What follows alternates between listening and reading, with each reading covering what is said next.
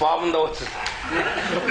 Анасына келіп, енесіне келіп айтады дейді, өзі жаңа түскен келін болса керек, баламен сыйыспай қалам бере ма, жаңа баласымен бір нәрсеге түймедей, түйедей қылып, жаңа жастар ғой, келіспей ұрсып қала береді екен, шатасып. Содан атасы мен енесіне қарайды, сондай бір-бірін сыйлайды, құрметтейді. Енесі сондай атасынан қас қабағына қарап отырады, қартайса да. Соны көрген келін енесіне келіп, апажан, біз мына балаңызбен енді болмашы бір нәрсеге тіпті айтатында нәрсеміз ұрсып қала береміз.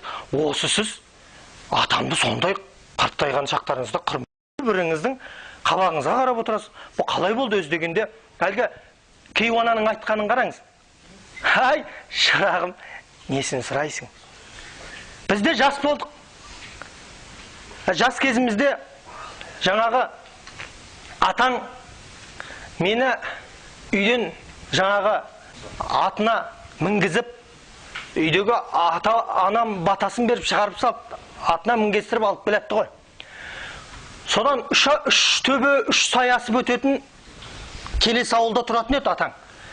Содан мені алдына өңгөріп алып келе жатқанда ат бір сүрінді дейді. Сосын атына қарап тұрып жағына, әй жануар, бір деп айтты дейді. Әк жануар өзінше қымсынғандай дір етті дейді. Содан шауып кете барып, екінші сайдан өте бергенде тағы да сүрінді дейді жәгі жануар. Бетіне қарап тұрып, екі деп айтты дейді. Сосын ауылға жетер жетпес, енді әлде де бір төбе бір сай бар, жаяу жүрсе біраз жол. Үшінші рет сүрініп еді, атына секіріп түсіп, етігіндегі қанжарын суырып алып, тамақтан үш деді да осып жіберді дейді. Сосын ат өліп қалды жағы жерде. Ай, отағасы-ау, бұның өзіне.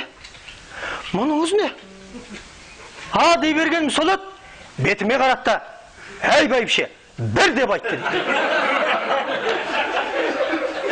Құдайға мың тәуба, содан бері мен мынау үйдегі атаңа екі дегізіп көрген жоқпын деп айтады.